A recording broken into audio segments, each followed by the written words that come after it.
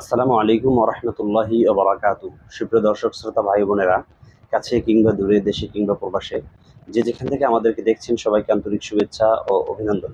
দর্শক, আজ আমরা আলোচনা করব খুব গুরুত্বপূর্ণ একটি বিষয় নিয়ে, যে প্রয়োজনের কারণে কি কখনো মিথ্যা বলা জায়েজ? অনেকে আমাদের দেশে দেখা যায় যে বলে যে প্রয়োজন পড়লে মিথ্যা বলাও জায়েজ আছে।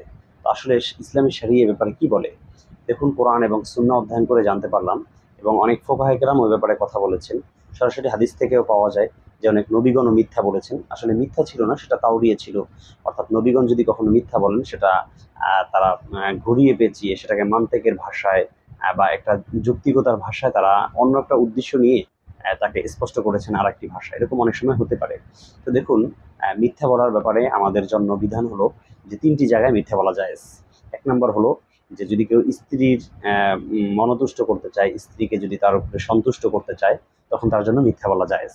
ফর এক্সাম্পল, স্ত্রীর জন্য একটা শাড়ি নিয়ে আসছে, সেই শাড়িটার দাম মাত্র ১,০০০ টাকা, সে বললো এটার দাম ৫,০০০ টাকা। তো স্ত্রী তার প্রতি সন্তুষ্ট হলো, আকৃষ্ট হলো, স্বামী স্ত্রীর হৃদ্যতা ভালোবাসা বেড়ে গেল। এটার জন্য যদি সে চায়, তাহলে কিন্তু সে মিথ্যা বলতে পারে।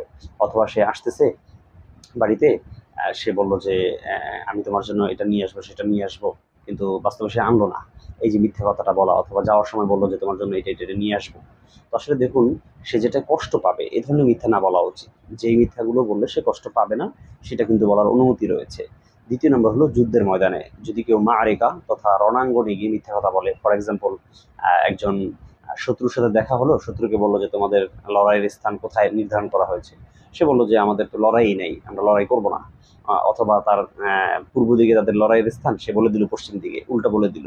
অথবা সে একেবারেই অস্বীকার করলো। এগুলো কিন্তু বলার সুযোগ তাকে ইসলাম দিয়েছে।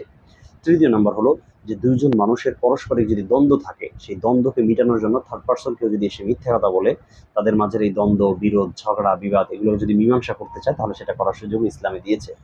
যদি বিষয়টাকে আমি আরেকটু বিস্তারিত বুঝিয়ে বলি, যেমন বড় ভাই এবং ছোট ভাইয়ের মাঝে ঝগড়া হয়েছে। তো বড় ভাই একটা বিষয়কে মানতেই চাচ্ছে না, ছোট ভাইও সেই বিষয়টাকে মানতে চাচ্ছে না।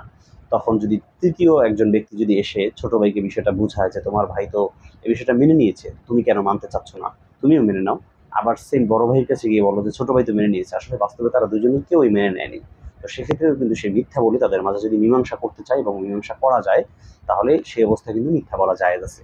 তো আমরা পেলাম মোট ৩টি অবস্থায় মিথ্যা বলা জায়েজ। ১ নাম্বার যুদ্ধের ময়দানে, দ্বিতীয় নাম্বার স্ত্রীর সাথে, তৃতীয় নাম্বার যদি দুইজন মুসলমান ভাইয়ের মাঝে ঝগড়া বিবাদ থাকে, সেই ঝগড়া বিবাদকে মীমাংসা করার লক্ষ্যেও কিন্তু মিথ্যা কথা বলা যায়। দর্শক, আল্লাহ তাআলা আমাদের সবাইকে কোরআন এবং সুন্নাহ মোতাবেক জীবন পরিচালনা করার তৌফিক দান করুন। আলবিদা, মা আসসালামা।